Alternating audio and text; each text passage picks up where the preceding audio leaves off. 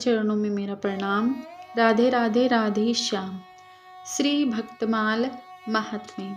जैसे श्रीमद् भागवत में श्री कृष्ण विराजमान हैं, श्री रामायण में श्री राघव जी विराजमान हैं, वैसे ही श्री भक्तमाल में सब संत विराजमान हैं। कहते हैं कलयुग में भक्तों का चरित्र सुनने मात्र से कल्याण हो जाता है। तो चलिए अब हम सुनते हैं सुंदर कथा श्री भक्तमाल श्री धर्मराज युधिष्ठिर जी। महाराज युधिष्ठिर साक्षात धर्म के अंश से उत्पन्न हुए थे। ये धर्म के मूर्तिमान स्वरूप थे, इसी से लोग इन्हें धर्मराज के नाम से पुकारते हैं। इनमें धैर्य, स्थिरता, सहिष्णुता, नम्रता, दयालुता और अविचल प्रेम आदि अनेक लोकोत्तर गुण थे। ये अपने शील, सदाचार तथा विचारशीलता के कारण बचपन में ही अत्यधिक लोकप्रिय हो गए थे। जब ये बहुत छोटे थे तभी इनके पिता महात्मा पांडु स्वर्गवासी हो गए। तभी से यह अपने ताऊ धृतराष्ट्र को ही पिता के तुल्य मानकर उनका बड़ा आदर करते थे। उनकी किसी भी आज्ञा को टालने न थे, परंतु धृतराष्ट्र अपने कुटिल स्वभाव के कारण इनके गुणों की प्रशंसा सुन सुनकर मन ही मन इनसे कूड़ने लगे। धृतराष्ट्र का पुत्र दुर्योधन चाहता था कि किसी तरह पांडव कुछ दिन के लिए हस्तिनापुर से हट जाए तो उनकी अनुपस्थिति में उनके पैतृक अधिकार को छीनकर स्वयं राजा बन बैठूं। उसने अपने अंधे एवं प्रज्ञाहीन पिता को पट्टी पढ़ाकर इसके लिए राजी कर लिया। धृतराष्ट्र ने पांडवों को बुलाकर उन्हें मेला देखने के बहाने वारणावत भेजने का प्रस्ताव रखा। उन्होंने उनकी आज्ञा समझकर उस पर कोई आपत्ति नहीं की और चुपचाप अपनी माता कुंती के साथ पांचों भाई वारणावत चले गए। इन्हें जला डालने के लिए वहां दुर्योधन ने एक लक्षा भवन तैयार कराया था। उसी में उन्हें रहने की आज्ञा हुई। चाचा विदुर की सहायता से लोग वहां से किसी प्रकार प्राण बचाकर भागे और जंगल की शरण ली। पीछे से धृतराष्ट्र के पुत्रों ने पांडवों को मरा समझकर हस्तिनापुर के राज्य पर चुपचाप अधिकार कर लिया। कुछ दिनों के बाद द्रौपदी के स्वयंवर के समय जब पांडवों का रहस्य खुला, तब धृतराष्ट्र के पुत्रों को यह पता लगा कि पांडव अभी जीवित हैं। तब तो धृतराष्ट्र ने विदुर को भेजकर पांडवों को हस्तिनापुर बुलवा लिया और अपने पुत्रों के साथ उनका झगड़ा मिटा देने के लिए आधा राज्य लेकर खांडवप्रस्थ में रहने का प्रस्ताव उनके सामने रखा। युधिष्ठिर ने उनकी यह आज्ञा भी स्वीकार कर ली और वे अपने भाइयों के साथ खांडवप्रस्थ में रहने लगे। वहां इन्होंने अपनी एक अलग राजधानी बसा ली जिसका नाम इंद्रप्रस्थ रखा गया। वहां इन्होंने एक राजसूय यज्ञ किया जिसमें बड़े बड़े संज्ञानी आकर इन्हें बहुमूल्य उपहार दिए और इन्हें अपना सम्राट स्वीकार किया। परंतु धृतराष्ट्र के पुत्रों ने वहां भी इन्हें नहीं रहने दिया। दुर्योधन इनके वैभव को देखकर जलने लगा। उसने एक विशाल सभा भवन तैयार करके पांडवों को जुए के लिए आमंत्रित किया। जुए को बुरा समझते हुए भी धृतराष्ट्र की आज्ञा मानकर युधिष्ठिर ने उसका निमंत्रण स्वीकार कर लिया और यहाँ दुर्योधन के मामा शकुनी की कपट भरी चालों से अपना सर्वस्व हार बैठे। यहाँ तक कि भरी सभा में राजधानी द्रौपदी की बड़ी भारी फजीहत की गई।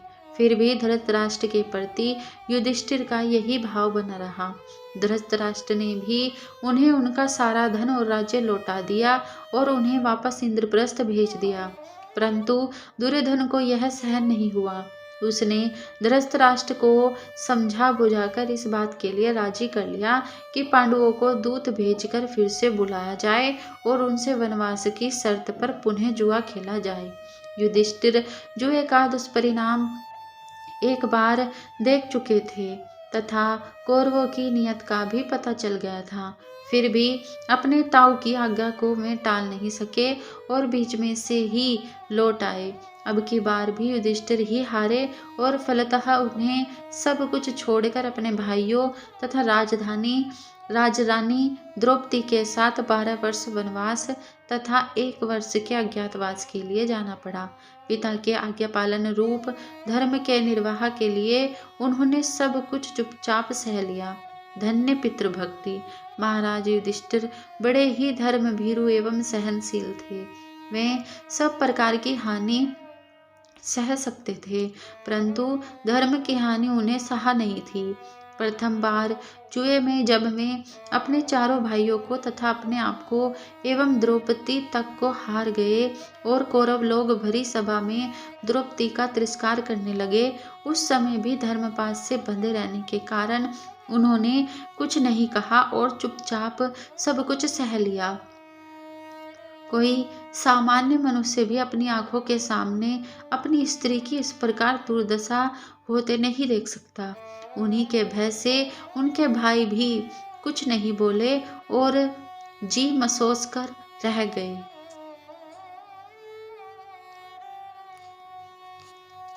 राधे राधे। ये लोग चाहते तो बलपूर्वक उस अमानुषी अत्याचार को रोक सकते थे, परंतु यह सोचकर कि धर्मराज द्रौपदी को स्वेच्छा से दांव पर रखकर हार गए हैं, ये लोग चुप रहे। जिस द्रौपदी को इनके आमने कोई आंख उठाकर भी देख लेता तो उसे अपने प्राणों से हाथ धोने पड़ते, उसी द्रौपदी की दुर्दशा इन्होंने अपनी आंखों से देखकर भी उसका प्रतिकार नहीं किया। युधिष्ठिर यह भी जानते थे कि शकुनी ने उन्हें कपटपूर्वक जीता है, फिर भी उन्होंने अपनी ओर से धर्म का त्याग करना उचित नहीं समझा।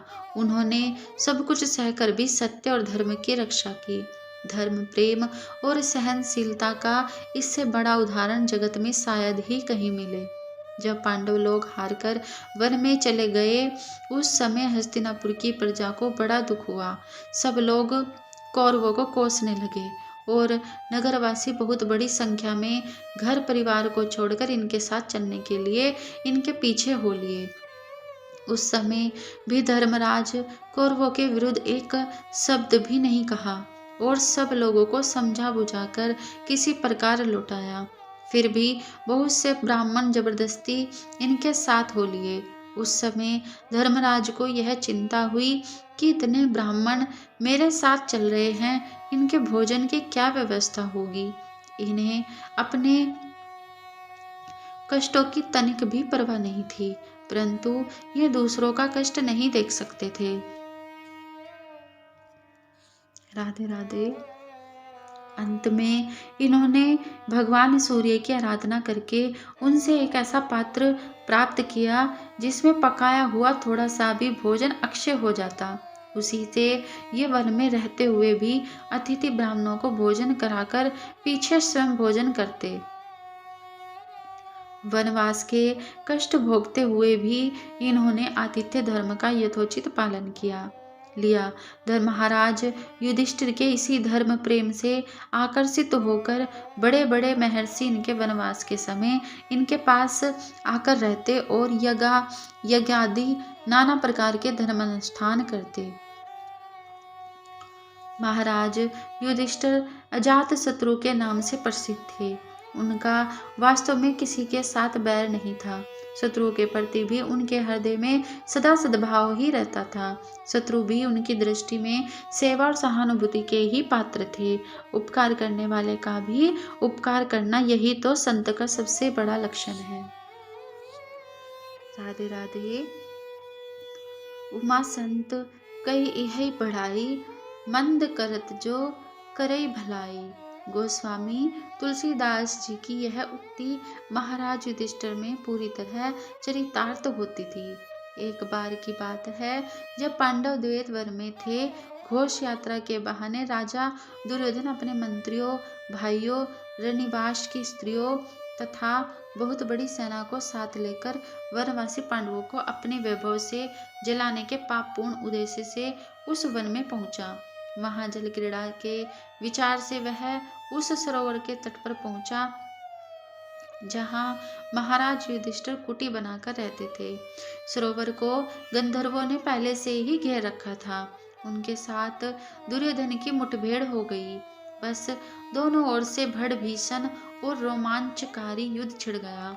विजय गंधर्वों की और रही। उन लोगों ने रानियों सहित दुर्योधन को कैद कर लिया। जब महाराज युधिष्ठिर को यह समाचार मिला तो उन्होंने अपने भाइयों को आज्ञा दी कि तुम सब लोग जाकर बलपूर्वक राजा दुर्योधन को छुड़ा लाओ। माना कि ये लोग हमारे शत्रु हैं, परंतु इस समय विपत्ति में हैं। इस समय इनके अपराध को बुलाकर इनकी सहायता करना ही हमारा धर्म है। शत्रु तो क्या, आखिर है तो हमारे भाई ही। हमारे रहते दूसरे लोग इनकी दुर्दशा करे, यह हम लोग कैसे देख सकते हैं। बस फिर क्या था, अर्जुन ने अपनी बाण वर्षा से गंधर्वों को हरा दिया और दुर्योधन को भाइयों तथा पत्नियों सहित उनके चंगुल से छुड़ा दिया। दुर्योधन की दुर्भी संधि को जानकर देवराज इंद्र ने ही दुर्योधन को बांध ले आने के लिए गंधर्वों को भेजा था।